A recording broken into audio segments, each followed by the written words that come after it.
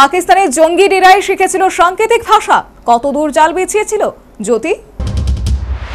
পাকিস্তানের হয়ে গুপ্তচর বৃত্তির কারণে ধৃত ইউটিউবার জ্যোতি মালহোত্রাকে জেরা করে উঠে আসছে একের পর এক চাঞ্চল্যকর তথ্য।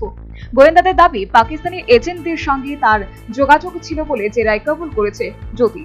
পাকিস্তানের হাই কমিশনের কর্তা দানিশের সঙ্গেও জ্যোতির নিবিড় যোগাযোগ ছিল বলে অভিযোগ।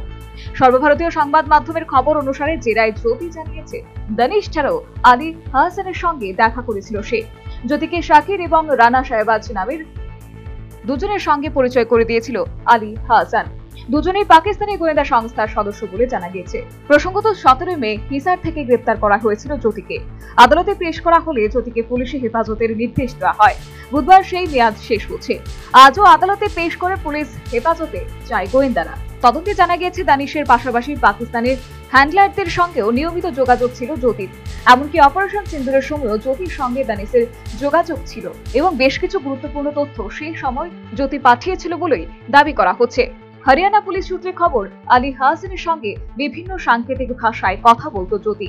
গ্রেপ্তারের পর থেকেই জ্যোতির বিভিন্ন ডিভাইস ঘেঁটে দেখা হচ্ছে। সেখান থেকে জানা গিয়েছে, প্রোটোকল, আন্ডার কভার এজেন্ট সহ বিভিন্ন সাংকেতিক শব্দ পাওয়া গিয়েছে বিভিন্ন চ্যাট থেকে।